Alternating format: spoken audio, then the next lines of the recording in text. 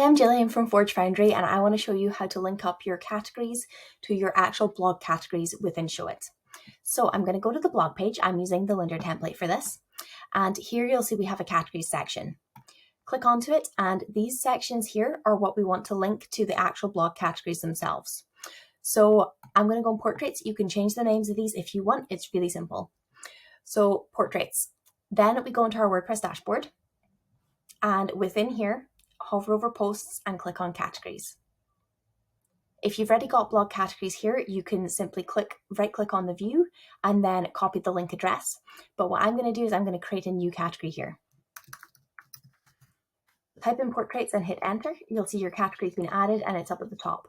So now we just right click on view, copy link address, and then we go back to Showit.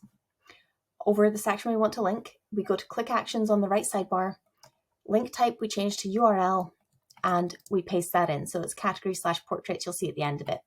Once you've done that, hit publish, and then when these are clicked on, it will go to just the category with those posts in it.